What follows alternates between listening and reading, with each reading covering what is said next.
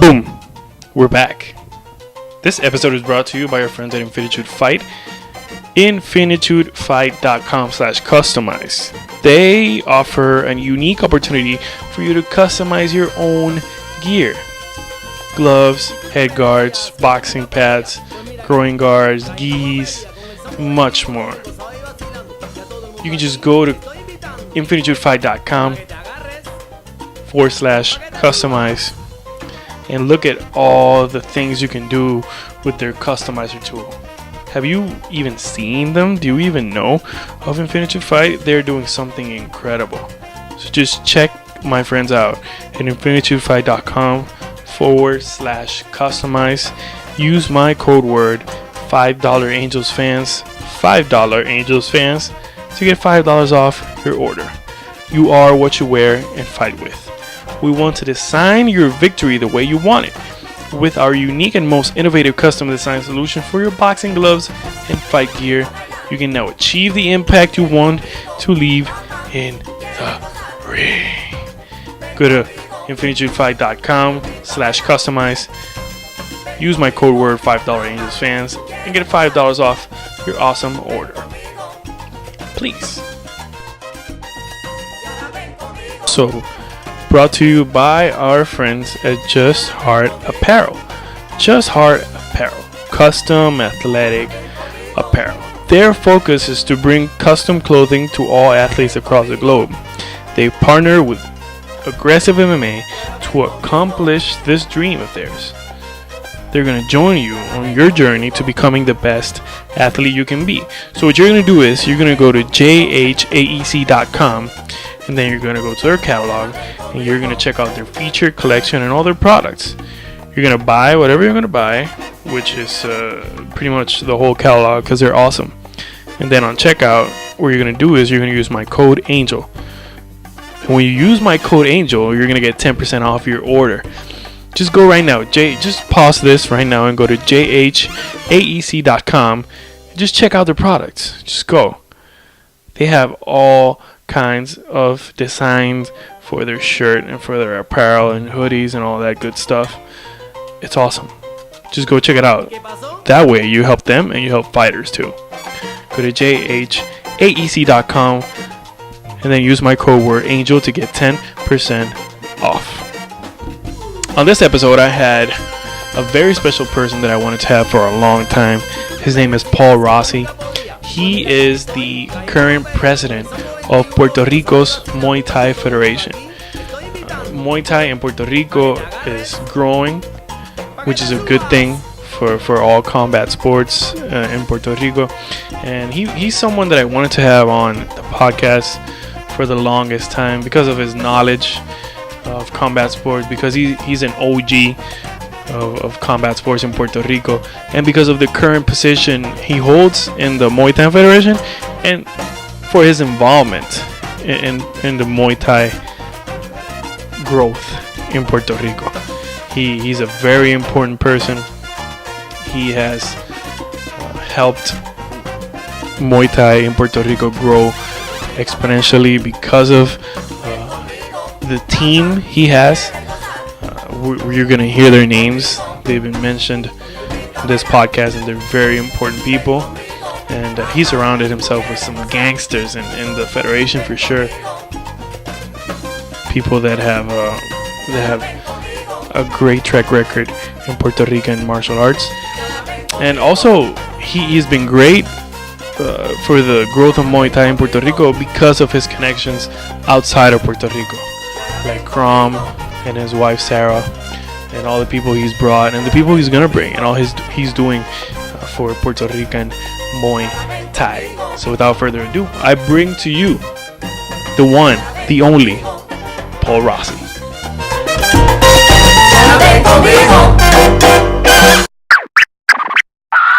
Angels Combat World.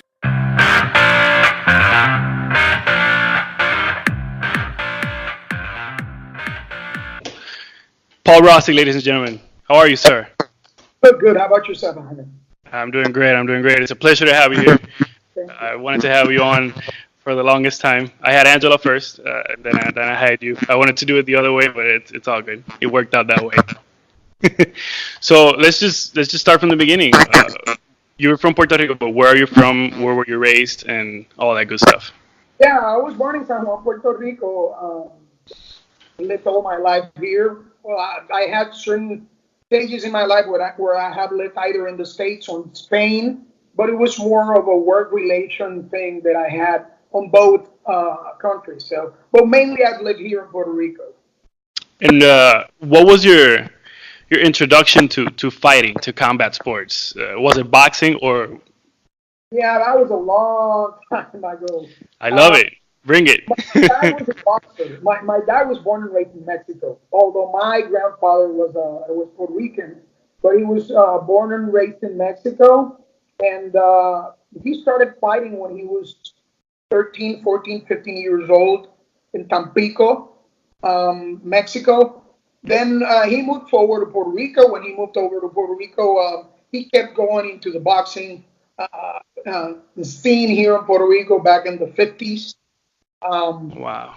Then when I was in high school, I got beat up pretty bad because I was lanky, skinny, and one day I came home with my eye with a shiner, and my dad went over and says like, "If you let them beat you again, I'm gonna beat you worse when you get here." True. So got me into boxing, and I started boxing when I was 13, 14 for 5 or 6 years actually. Then I Did got you compete? me on the gym. So But that's safe. Well, yeah. I mean, I don't know what we call safe. The boxing scene, it's hard. Mhm. Mhm. They don't mess around. And back in the days, back in the early '80s, it was a total different thing, though.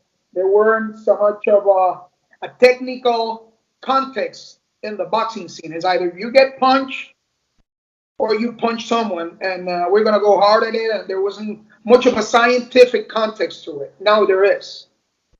Yeah, the early '80s were funky for sure. They were a So different time. Wow. I didn't know your dad was raised in Mexico. yeah, I was born and Yeah. raised. Wow, that's beautiful. That what kind the way those two cultures, they don't clash really. They mesh. Mexico and Puerto Rico when it comes to boxing. Yeah, I think it's a great influence to have. Yeah, I mean, absolutely. I mean, listen, we always had this thing going with Mexicans when it came down to boxing. Right. They're warriors, they're forward fighters, we're a little bit more technical, uh, but there's always been certain respect between each other when it comes down to boxing. And there is still a lot of respect between both countries when it comes down to boxing. So. True. True. Both countries are very accomplished. Us Puerto Ricans for sure feel a little bit more proud because of our size, maybe. we fit like 25 times in Mexico, so we do feel a little bit more proud. But Mexico is a land of warriors for sure. Yeah, Did you start competing in boxing eventually? yeah. When I was 14 or 15, I boxed a couple of times. Yeah, I used to train I'm sorry, in Miramar, the Hmm. Base Naval in the naval base. That was way back when almost all the Olympic federations were at back in the 80s. I mean, Hmm. I remember that's where I got my first license, driver's license. That's Wow. Miramar. That's where I started boxing. And yeah, there was a league here. It was an amateur league, and I had 2 or 3 fights. I did pretty well. I think I won two and lost one, and the one that I lost, I really got my ass handed to me. As a matter of fact, that's where I shift sport when I sort of figured out, well, maybe this is not for me.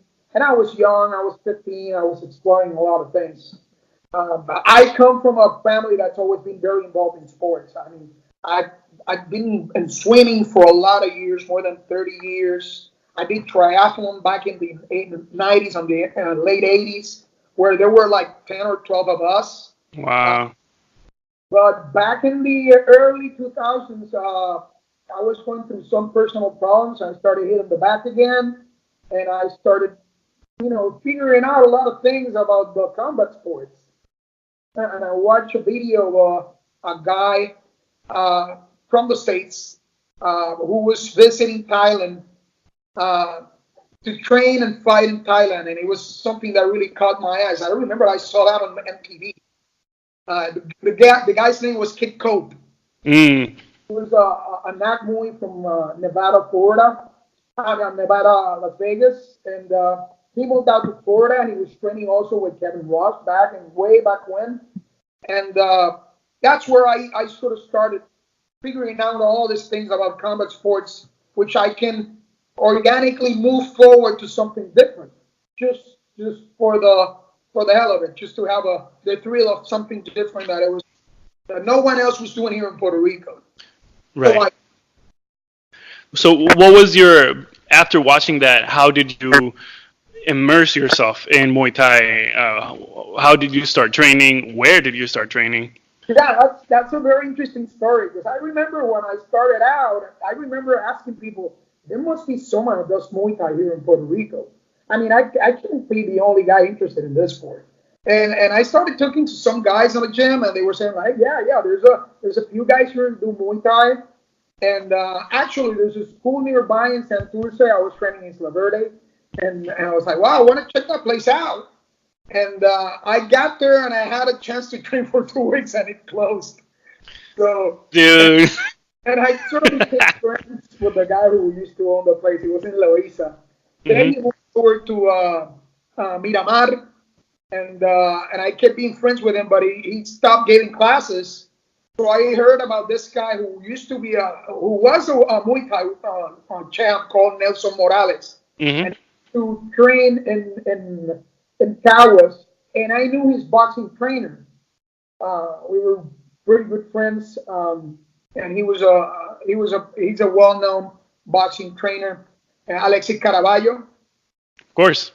And then I started trying to see how can I get to those guys. And in the meantime, I had this really cool friend of mine who was training with me at the gym, and she told me like she met this guy who was giving Muay Thai classes, and he was pretty close to Nelson, but he was giving them in Guaynabo. And I was like, this is interesting. So let me go and check it out. And it was Juan Delgado. And Juan Delgado Wow. was a really good friend of Nelson. He was training with Nelson. He invited me over, and I started training with them for quite some time. We trained together for almost 10 years. Wow. So that was how long ago was this? I was in 2005, 2006. Wow. That's when your journey really started, correct? Yeah, and I got hooked up. I mean, I got really hooked. Uh, MMA was starting to becoming a thing. Yes. And the guys that I was noticing that had the style that I liked about fighting was Muay Thai fighters, Nakmuis. Hmm. So I started like working, I get more off from this sport. That's how everything started out. Did you get hooked up? Did you get hooked after that first leg kick you got? Well, yeah, it's funny though because the guy who the first time that I sparred with someone was a really good Nakmui here in Puerto Rico called Ricardo Rodriguez, the head on. And he came from a kickboxing, karate style kind of background, and I came from boxing. So I squared up, and I was trying to lead him up with a jab so I can throw the cross. And he cut me with a leg kick, and I didn't like it at all. I didn't Nope. like it at all. And so I kept trying to go forward and try to stop his attack, but he kept kicking me in the leg. So I got to learn this stuff. So Oh yeah, my gosh. it was something special. And after I sparred with him, we did like 3 or 4 rounds. I was like, I gotta get my act together. This is so much fun, but I gotta stop getting my leg kicked because this really hurts. And just figure it out. It's hitting me in the leg, which is not something that when you're starting out, you're not figuring out it hurts that much. It Hmm. hurts. Hmm. And then I really got into it. I gotta learn this. So I did the whole transition organically through that. Cool. When did you start competing in Muay Thai? Back around those days, there weren't a lot of events. Actually, a lot of the events that they had were kickboxing events. Right. And what we were doing, we were smokers. We were doing smokers. And it was Yes. funny though, because I remember back in the day, people from other gyms were coming over, and they just didn't tell us what was going on. They just told us like, okay, we're gonna spar. It's gonna be a hard sparring, so get ready. And there were a lot of smokers, and I get most of my friends. So I get to meet them through those smokers. Then they were starting doing events in LA boxing, which that was a lot of fun. And then back in 2008, I had an epiphany. I think, okay, we got to get this into something a little bit more of a thing. And we came out with the with Training Zone. It Hmm. was a gym, and right now it's really big. It had a gym thing, and we combined everything. So we brought most of the guys that were doing MMA and most of the guys who were doing Muay Thai, and we sort of branched out and we started doing events and having events on our gym sanctioned with the DRD. Yes. That's where we brought over David Thunder Cummins, who From started Thunder, yeah. from Puerto Rico. So I was the one who brought him over, and we started making this a little bit more of an organized thing and not an illegal thing. The smokers are illegal in Puerto Rico. And then we had a fight card called what was the name of that fight card? Stand Up and Fight. And we thought we only were going to have like 100 people showing up, and we had a problem with the parking lot. We were packed up. There was like 600 people, and we had a gym with a ring full of seats. We had pizza. A beer sponsor showed up a bit before the event. Wow. I fought, and everyone fought. And some of the guys who were gym fought. And it was really cool. It was really, really, really cool. I want to stop here and I want to say that this shows how much Puerto Rico loves combat sports. Even though, as we were talking before we started recording, we're talking about that Puerto Rico is pretty much a boxing culture. Yeah. But whenever a big event of some other combat sport comes along, Puerto Ricans don't hesitate. They want to see it because it's in our blood, I guess. It's something that we like. It's something that we enjoy. Uh, what would you say is the main reason Puerto Rico is now catching up to the rest of the world when it comes to Muay Thai and other combat sports? That's a very complex question. There's a few reasons why. I think boxing still have high stakes and big stocks here in Puerto Rico. So it's boxing is here. It's never going to leave. No, no. Want to make sure that people get that boxing is what it is in Puerto Rico when it comes down to combat sports. When it Yes. comes to the rest of combat sports, we're just starting out. It just so happened that it was a cultural progression through the years where boxing became something very special here, which is precisely what we're trying to do. There's not what we're trying to do as a federation basically is stop becoming a subculture and becoming a mainstream. Right now, there's still a lot of subcultures here in Puerto Rico when it comes down to combat sports. I mean, the press still doesn't show up to the events; they don't Nope. cover. Even as a matter of fact, even for MMA events in the states, they don't cover it at all.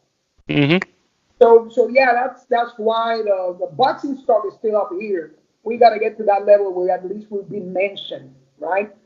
That's one of the reasons why. The other reason is a lot of lack of education. There's a lot of people they don't know that kickboxing is not Muay Thai. There's certain distinctions between the sports, and when they sort of learn the distinctions, most of them they don't want to go and fight before they get ready to it.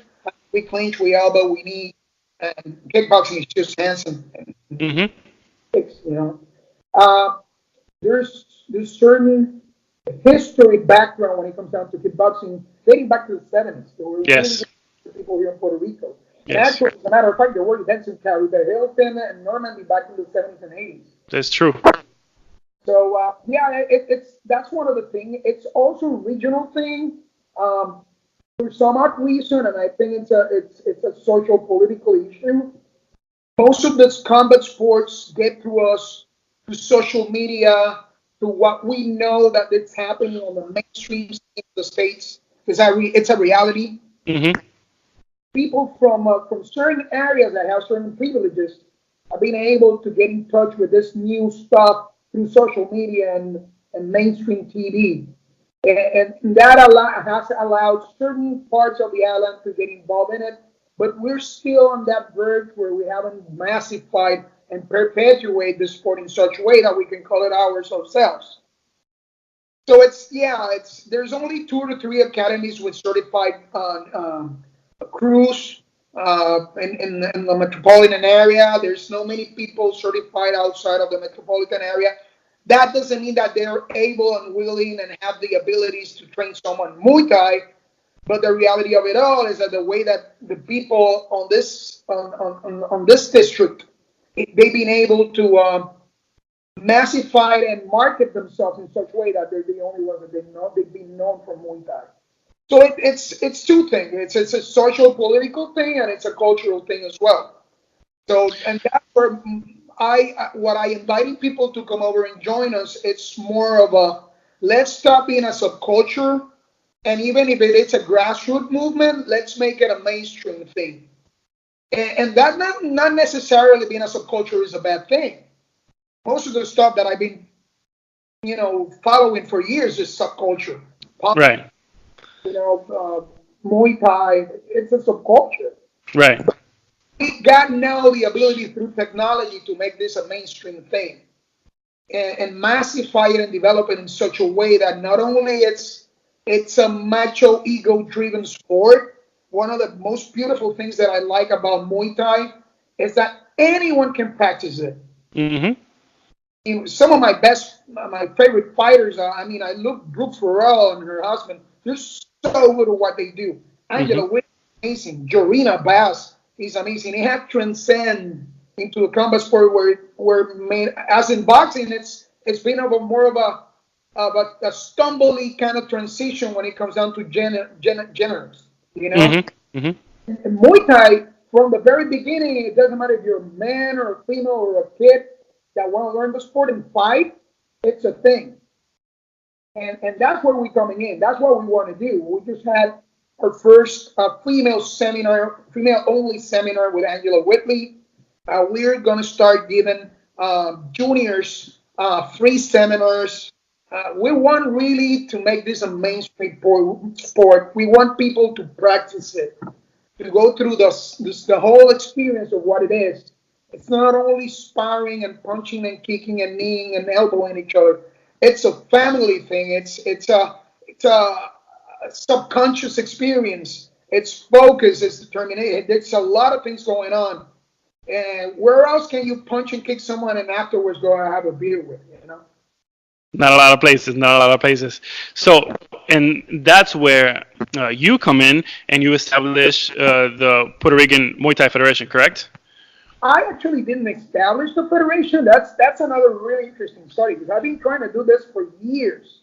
But to be honest with you, I haven't been taking care of it in such a way that I really got involved into it. I remember the first time was like 6 or 7 years ago, and it was me and Rafael Moreno from Tiburones Humacao.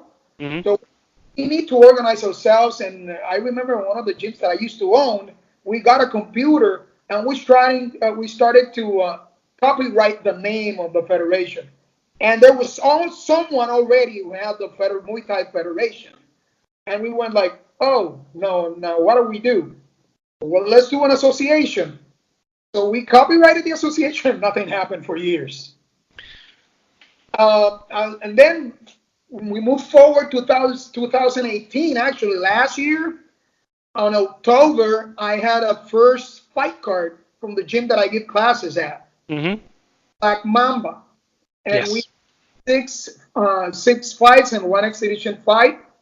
And to my surprise, people show up. They showed up. And I say it was to my surprise because we hardly advertised it.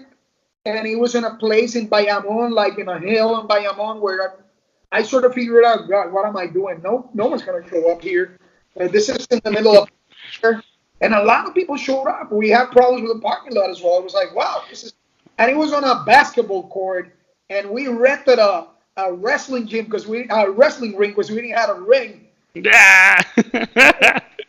And so we sort of figured out we got to make this a little bit more believable. So I had White Crew run Moy music, and we were blasting it through the speakers, and it gave us the sense of that we were having a fight card in Thailand. As a matter of fact, I sent that over to friends of mine in New York, Sada and Chris, and they were going like, "Oh, cool! This is just like Thailand. It's outside." I was like, "Oh no, actually, it's like we don't have the budget to have a really nice place for it." So some people showed up, and after the fight, they came over, and this gentleman, very nice gentleman from called Andres Muniz, he told me like, listen, I am the president of the Muay Thai Federation. I went like, huh? Does that really exist? Like, I thought it was something that was just on the Department of State, and no one was, handling this. He said, no. I know what you mean. I haven't done anything. I just came over because I saw an ad on Facebook, and I thought it was really cool. And I wanted to know what you guys were doing because I haven't seen a Muay Thai event here in a long time. Last time it was like a smokers.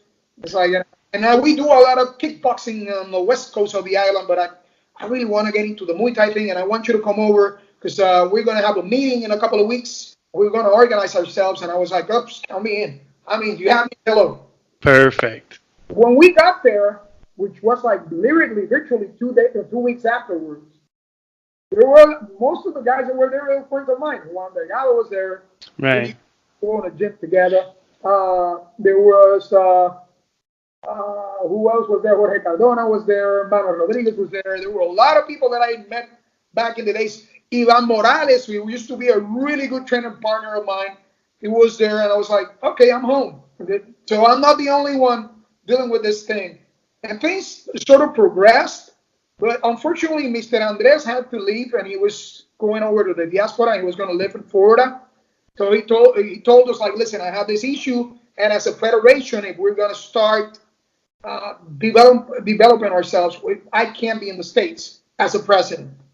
So the board voted me in as a president, and we accomplished a lot of stuff in a matter of 3 months. It was amazing. We have a really good team when it comes down to the board of the federation. Everyone's on point.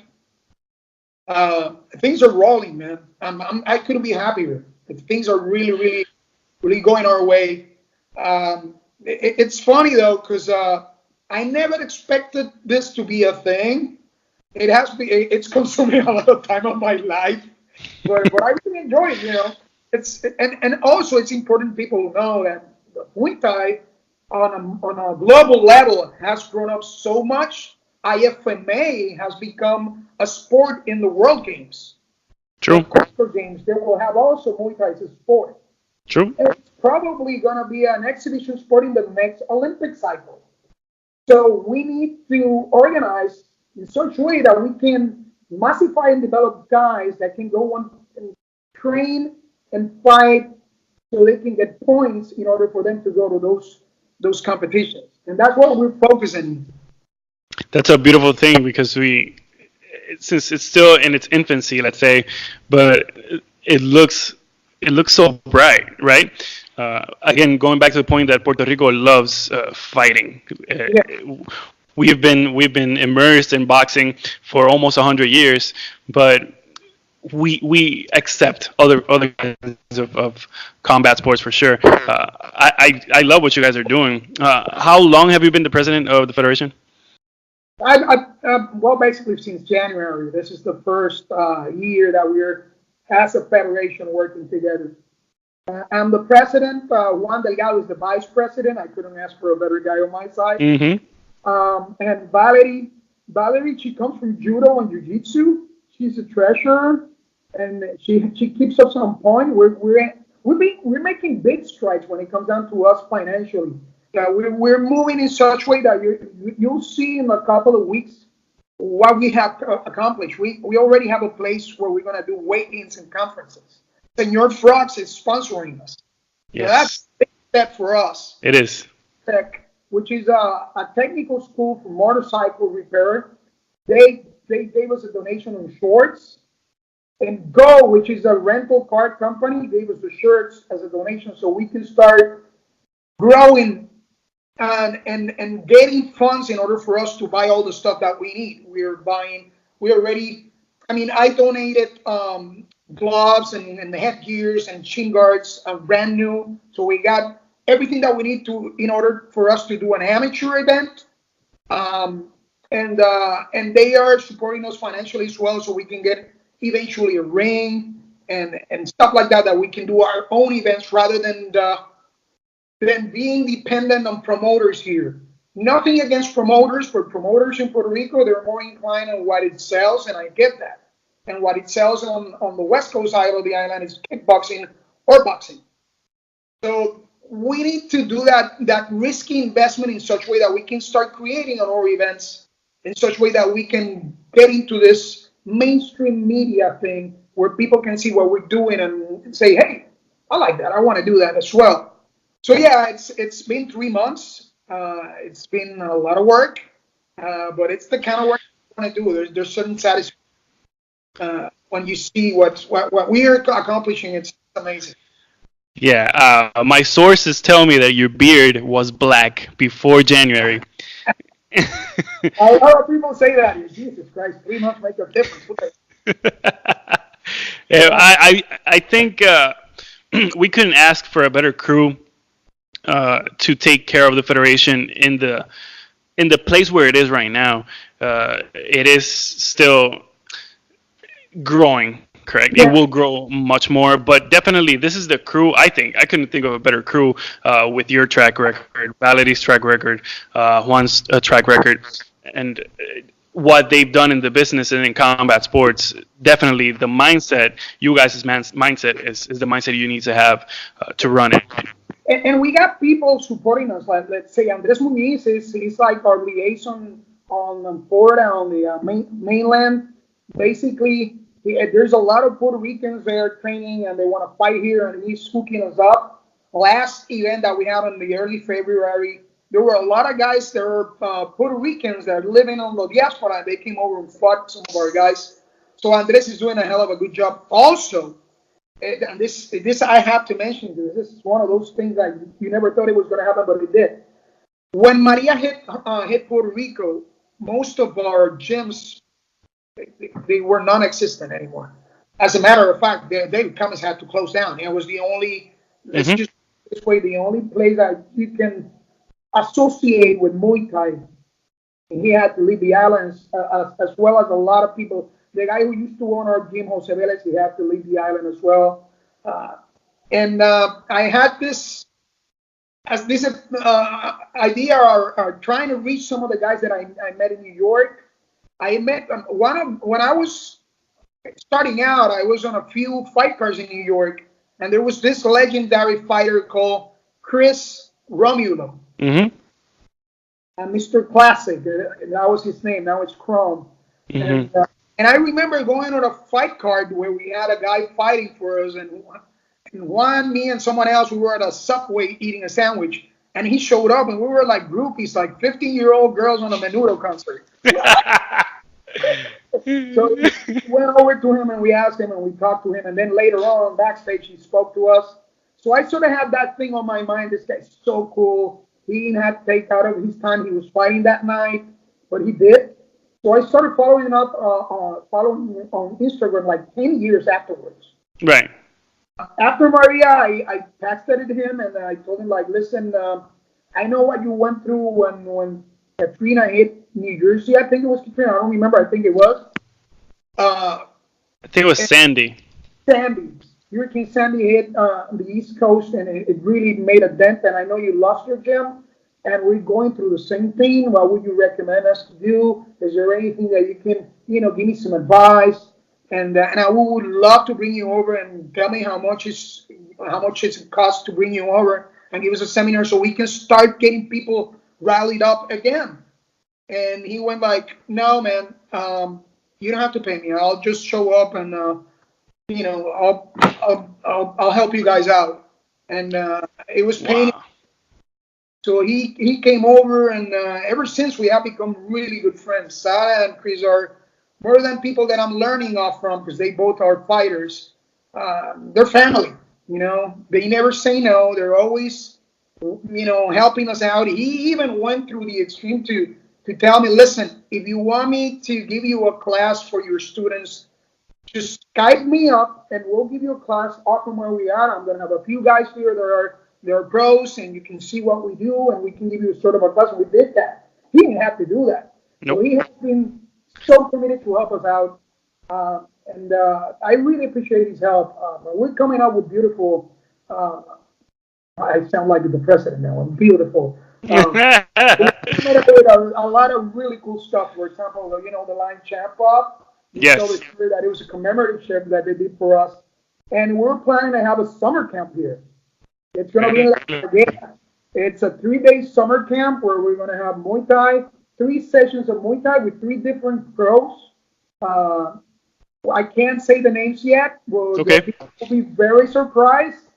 There will also be yoga, uh, breakfast, lunch, and dinner. It's part of the package. And there will be times where we're going to train on Mata La Gata and stuff like that. They got hooked up on Puerto Rico. They love Puerto Rico. One of the things that they always mention is like people spend so much money going to Thailand to train, where people that they don't have the resources to go to Thailand can come over to Puerto Rico. It's the same currency. It's probably going to be more inexpensive, and we can bring the trainers and have an experience here to ourselves. And I was like, that's great. And they're, we've created a bond with them. Same goes with Onion Topic. I know Juan has created a really close relationship with them. Wow.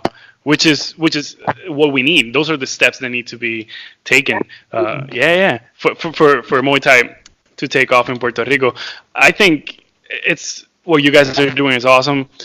I can see that in no time we're gonna grow exponentially. What challenges do you see as far as we already talked about the cultural thing that we have with boxing and all that. What challenges you foresee with the Department of Recreation in Puerto Rico and the sports in general and that side? Actually, the Department of Recreation of Puerto Rico, I'm flabbergasted. They have said yes to everything that we've asked for. And Perfect. one of my main concerns is if we're going to go into IFMA competitions, we need to start training our guys with elbows because Puerto Rico elbows are illegal. So I brought up that into a meeting with the Security Commission, and they say, yeah, if you control the sport and you make this, you sort of make this on a safe way, and we know that people are going to get caught with elbows. But if you guys sanction the sport, I don't have a problem with elbows. And that was a huge step for us. We were like, wow, so we're going to have elbows. That first person I called was Angela. Angela, I got good news for you. Elbows. So, yeah, that's a big step when it comes down to the DRD. One of the biggest obstacles right now, it's in terms of the sport itself. One of the things that we're trying to get people to realize that we are not educating fighters. And that's cool and all. We are educating athletes. We see this as a sport. I know there's a personal defense value to it, but as a federation, what we want to do is develop athletes. So we're very, very strict when it comes down to the bravado of an athlete. We don't want that Conor McGregor crap, We're very, very sensitive when it comes down to that because we want to Puerto Rico have ambassadors of the sport, not ambassadors of fighters. It covers more of a broader sense when it comes out to athleticism. Someone that conducts himself with respect, values the challenge in front of him, and also values the skills of the person that's going to challenge him as well. And that's what, for me, that's what an athlete is. That's what a martial artist is. And all this bravado bull, we're trying to move away from it. That's one of the biggest challenges that we had. But one of the things that we have realized is people are, I get this. I get what you want to do. I totally, definitely get that. And also, one of the things that we've been starting to be successful at is bringing the sport into other genres. We just had Angela's seminar. It has become a thing. Now it's going to be a monthly gathering of ladies where they can train with themselves and they're not afraid to hit each other and they see it as something that it's liberating and refreshing and a different way to see the sport. Mm-hmm. Rather than just going out there and hitting a bat or doing Or something mitts, yeah. like it brings something else to it, and it's also a way to to become aware there's something else than the day by day thing that we all go through it. That stress, that hectic kind of side of life. You can just get all your energy on this sport and let it be and enjoy it, and you can come home and hey, life is good, and I just released all of this, and now I feel great, and now I'm coming back tomorrow to get my face get punched in the again. So it's Yeah. Which is a beautiful thing. Getting punched in the face is a beautiful thing. absolutely. So just to clarify for those people that don't know who this Angela is that we keep talking about, is Angela Whitley. Angela Whitley is the most gangster woman I have ever met in my life. Angela Whitley is a professional Muay Thai fighter. She represents the United States in the past two competitions, in the Pan American Games and World Games, correct? But before that, and she a couple of years ago, on her second professional fight, she fought the best female Muay Thai practitioner while Angela was legally blind, and she gave her a hell of a fight. We over here we think that if they meet again, under the correct circumstances, Angela can finish Jorina for sure. But that's another subject for another time. What do you think of that performance that Angela had a couple years ago? When she fought, I didn't know Angela when she fought Jorina, and I was here with one of her friends. We were watching the fights, the live fights, and I'm going like, "What? She's gonna fight who? Jorina? I fought Jorina is not a joke. Nope.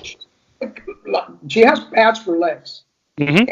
That time she was 39-0-1. Now Yeah. she's like 45-0-1. Jorina is bigger than Angela, Mm-hmm.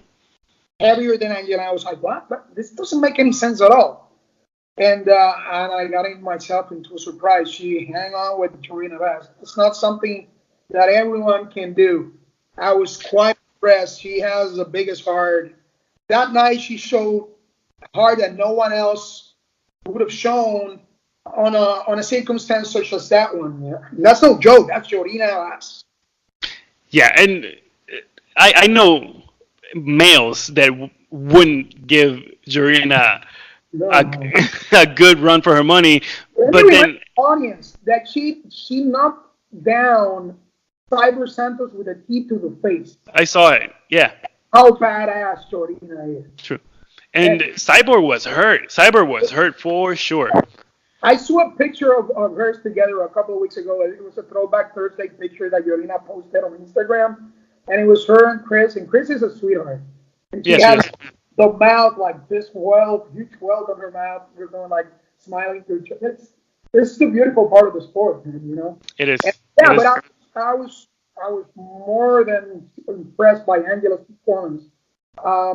There's always room for improvement. She knows it, and she has made those calibrations already. And I think she's ready for a bigger step. But one of the things that I really admire about Angela, it's how focused and how determined she is when it comes down to priorities. Mm-hmm. And I really admire that of her, and she's a hell of a fighter. That the most important muscle in a human being is not your biceps or your triceps or your quads, or it's not how hard you hit. It's the brain. Mm-hmm. She uses her head not only for fighting, but to her outlook in life, and I really respect that a lot. And I cannot wait for the future when it comes down to Angela. So I'm a fan. I'm a fan.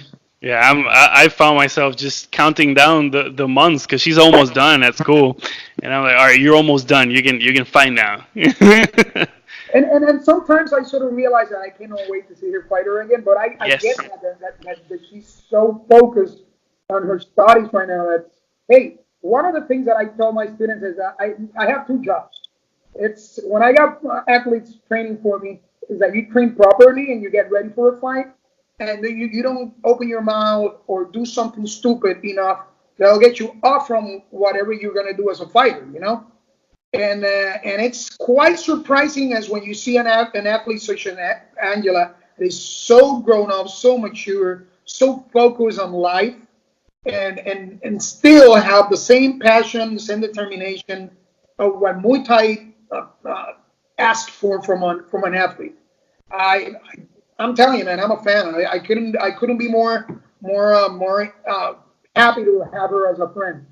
Me too. Me too. I'm a fan too, and we are all very fortunate to have her in this project that we're building. I can't think of a more appropriate lady to be teaching these monthly classes, monthly seminars that you guys are doing over there for the ladies.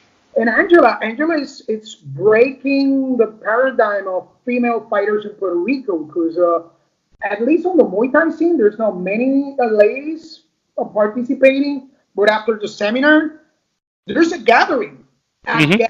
which means that every month a bunch of ladies are going to get together and train, and they're going to bring their friends, and they're going to see that it's a violent sport, but there's certain it's safe at the same time, and you can learn how to defend yourself as well with another lady, and that provides a scenario that we didn't have before, and that was because of Angela. She from the get go, she said, "Let's do it," and now it's a thing. I mean, those are the steps that the federation couldn't be more proud of.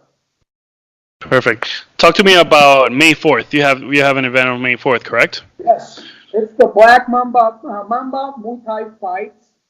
It's the second event. It's the first one from Black Mamba this year. Black Mamba is a club. It's not a profit-owned gym. It's an amateur event. Most of the events that we're doing, it's either amateur or elite. Elite is some sort of a semi-pro. What Angela does in IFMA, it's elite. Hmm. Headgear and they use elbow pads. But what we're doing is our first event. We need our guys to start fighting. They need records. They need rankings. We need to organize. So this is the second event of the year, but the first one, which is purely Muay Thai, it's all new guys. The guy with the highest record has 2-2. The rest are 1-0, 0-1, or 0-0. And those are the athletes that we want to bring. I mean, you got to see it this way. We got three divisions: amateur A, amateur B, elite, and then there's the pros, which eventually will get into pros. Right now, everyone's amateur B. It's no knees to the head, no elbows, 3 rounds, 2 minutes, headgears, 12-ounce gloves, and shin guards. Hmm. And once these guys start progressing and evolving and getting more fights, then they will switch over to amateur A, which has knees to the head. But right now we're focusing on amateurs. This is the first card, purely Muay Thai card this year. It's on the DRD. DRD gave us a space for our events, which is another big accomplishment for us. And those accomplishments has got us to people that we didn't know they practice the sport somewhere else in the island. A few guys from the West Coast and the center of the island, they're coming down and they're going to have their first Muay Thai fight, which is precisely what we want to do. So yeah, we're waiting. We cannot wait for that date to come over because it's been kind of rough getting fights together. You tell people that it's Muay Thai and then no, I do kickboxing. Well, no, this is a Muay Thai card. Yeah, I know, but what I do is kickboxing. Do you have kickboxing? Well, no, this is Muay. And we've been able to switch some people off from the kickboxing thing and embracing the Muay Thai scene and start training themselves. But yeah, it's been rough getting this fight together, but I think it's going to be really cool. I cannot wait for the headline of that card. That's going to be a really good headline. Yeah, I shared the post that I saw earlier because you guys already posted the fight card itself, correct? Yeah, it's gonna be a good card, man. Yeah, I man. like it. For all the people that are watching this video, this interview, watch the 165-pound category. It's hot. All the guys are fighting on that card, and they will be fighting as part of the ranking in Puerto Rico for 165. It's good. they're really good. They're really, really good. You got Kevin Velasquez, you got Angel Maimi, you got Luigi Irizarry. He's really good. There's a few. Daniel Rivera. He's really good as well. We got a lot of good fighters on that division. It's gonna be hot. November 9th, we're gonna have our nationals, and Okay. that's a 2-day event, and we're probably gonna see all of those guys fighting for the national championship. So yeah, it's getting there. We're getting there, right? I cannot be more excited about it. Also, we got a couple guys living in the States fighting Muay Thai. Some of them are amateurs, some of them are elite or pros that they already got in contact with us, and they're going to start coming over and going to fight in some of our cards. Luis Rivera, he's training at Greg Jackson Wilkin Jones in Albuquerque, Mexico. He used to be a student of mine in Muay Thai. He hasn't lost a fight on either Muay Thai or MMA in the States. So we're bringing him over. He was going to do the first elite event, but we had certain issues with the contender, and we're not going to have that fight for this card. But the next one, which is going to be in summer, he definitely is coming over, and we're going to see our first elbow fight. So. Wow, that's beautiful. We're getting there, man. We're all the way there. Yeah. It's getting really good. Are you shooting for June or July? We're shooting up either the beginning of July or the end of June. Basically, we go because we have a summer camp that on summer with Chris and a few other coaches that are coming down, and we don't want that to be like in the middle of it. Right. But yeah, we have a really packed agenda. We're gonna be given referee and judges training, and with a certification, so they can become certified as a Muay Thai referee or judge. We're gonna certify. We're also gonna do a certification for trainers, for crews, and cow crews. And there's also gonna be, like I told you at the beginning of the interview, we're gonna have a free training for juniors. Also, we're trying to do that something that we can do either monthly or every 2 months or so. So we got a packed agenda, and yeah, I mean, events are coming down in summer. We're definitely going to have an event. Next, after summer, we're going on the IKF, which is in August. Trying to get Angelito Carranza, see if we can get him into a Muay Thai fight. So. I think that kid he's not the future. He's it. He's the present. People, if you haven't seen Angel Carranza, he's 17 years old, and he's a killer. He's amazing. He's really good at boxing. He's amazing at kickboxing. He hasn't lost a fight yet. Watch for that kid. He's not the future. He's it. He's here. Out there that we can call ourselves that. Yeah, that guy is it. He's already here. Convince him into getting to Muay Thai. You know, man. He's training with Juan. I think we can get him into it. For sure. We gotta. We have to. This has to be an effort. All the combat sports community has to just have a sit-down conversation with Angelito and see if we can convince him. Hopefully, are you good on time, or do you have to go? All right. You're good. I want to touch a little bit more about Muay Thai. In the States, at least over here where I'm living now, I live in Dallas, but in the States itself, besides MMA, which I think in the eyes of the people, MMA has become very, very big.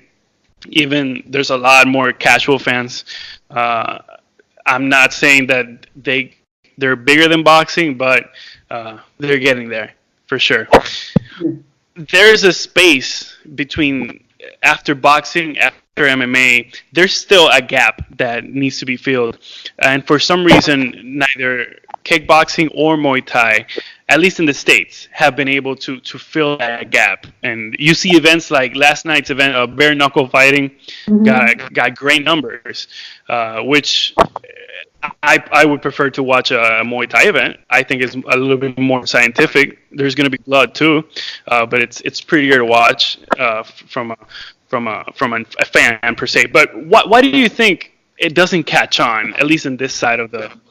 I think it's a matter of branding and marketing. Let me put it this way. When you watch a UFC fight card, and they're not going at it. They're not hitting each other. People start booing. And when when they're at the floor and there's not much of an improvement on position, people start booing. But for some odd reason, the big companies they have been done the transition well enough to invest money in branding and marketing on Muay Thai in such a way that we can have events as big as the UFC. Whereas in Europe, it is a thing. It is. It does have started out with Glory. Glory has certain events in the States. It's picking up, but it's not as much as we wanted to figure it out. That's why I'm telling you that we need to start moving up from the subcultural context into a mainstream context, even though it's coming from a grassroots operation, Yeah, I think definitely big companies hasn't got involved in it. I think that when big promoters are starting investing properly in the sport, hey, Juan is doing a hell of a good job. You got Johnson Clay Vertex, you got Andy Sauer fighting. The big names are on the topic is going to fight on the 12th. Well, you got big names there. Why haven't we been able to invest money enough in Muay Thai in the States so we can have something mainstream about it? I think it'll be great. I think people would really enjoy it rather than just the subculture knowing about it and watching it online. I think it's all a matter of marketing, branding, and investment in the sport. And I hopefully think that eventually some of these companies are going to cut up on it and they're going to start doing it. I think one has brought up a context. True. That is very attractive. I know Bellator has kickboxing, but it hasn't catch as well. No. So yeah, I think it's all a matter of marketing and branding. Yeah, I agree. I think also, I don't know, they haven't, like you said, a big company push hasn't been done. Maybe in Puerto Rico, even though we are part of the States, but the situation. But I think Puerto Rico is so different from the States that it has a bigger possibility of catching on. Muay Thai, I mean. I think Muay Thai has a bigger possibility. Yeah, I think it's a matter of organizing ourselves in such a way that things will start rolling smoothly. Right now, we're really getting a lot of people helping us out. Puerto Rico is quite small, so we're not pretending to fill up the Coliseito or anything like that. We're starting grassroots.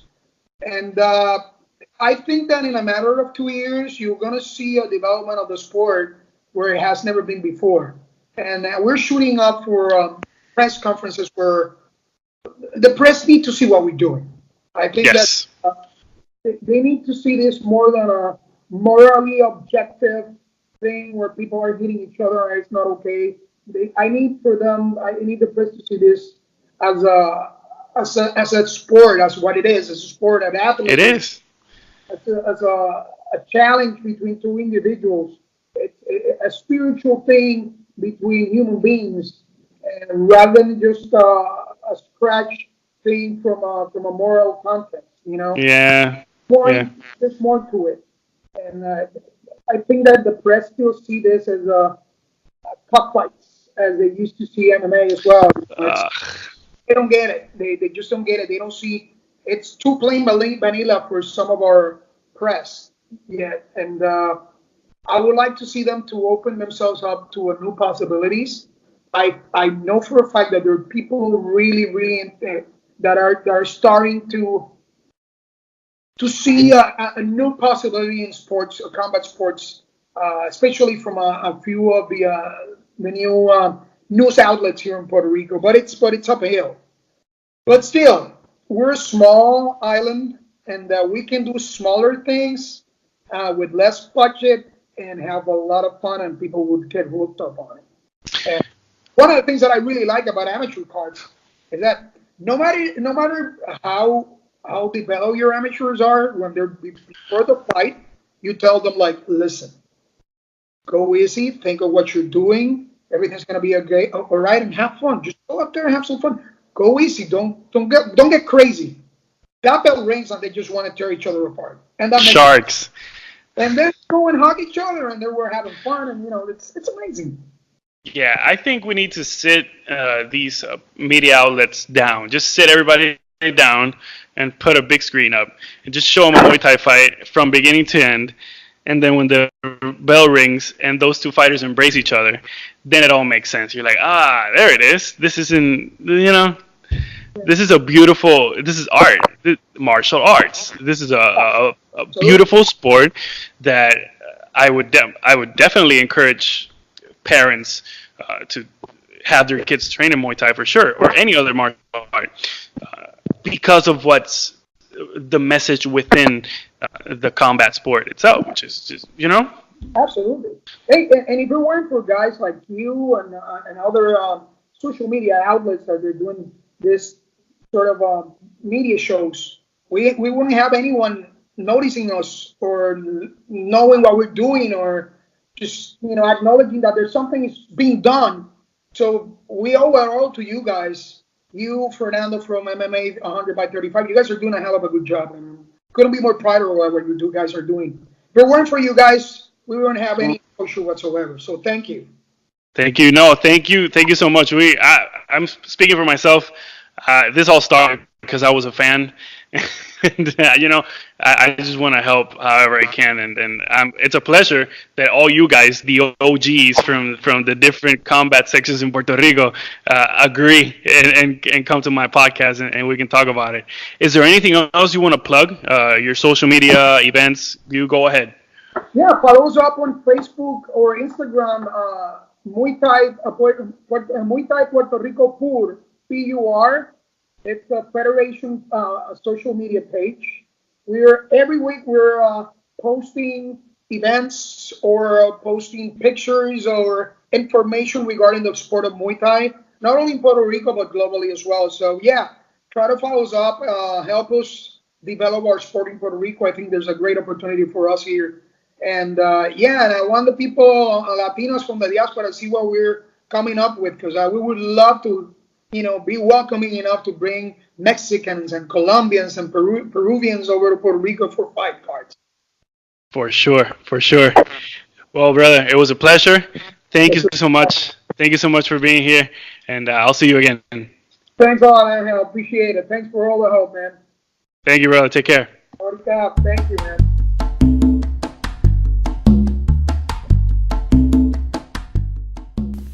That was my conversation with Paul Rossy, the actual president of the Puerto Rican Muay Thai Federation.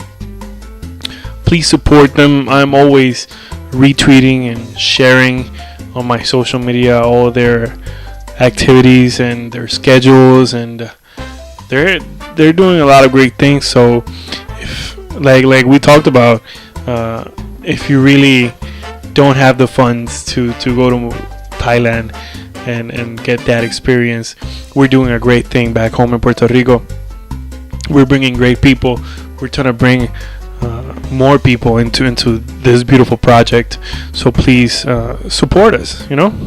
People that live in the United States, they don't have to go through all the hassle to go to Thailand. Really, just take a plane, hop on a plane, and go to Puerto Rico, and just get in contact with our friend Paul Rossy, and you can just have a beautiful experience, practice Muay Thai with very talented people. And it's not every day you get to be part of a project that is growing, and it's not, you don't get that opportunity every day. So it would be awesome if whoever wants to go ahead, get in contact with the Puerto Rican Muay Thai Federation, and just go practice Muay Thai with the guys and have a beautiful experience. All right. So thank you so much for supporting us. Please share this podcast either in audio or video form, and support us, support Angels Combat World, support Infinitude Fight. Please go and support Infinitude Fight. You will never buy another brand of gloves that isn't Infinitude Fight. And please visit Just Heart Apparel and fall in love with their merch. I already fell in love with their merch. Also support the Puerto Rican Muay Thai Federation. Thank you so much for everything you guys do. You can find us Angels Combat World, Twitter and Facebook. Angels Combat World, at Angels Combat World. Just go to the page on Facebook and give it a big old like and support us. And just let the people know. Just share it. We're getting better. We're getting bigger. We're getting stronger. So thank you. This was Angel for Angel's Combat World, and I will see you on the next one.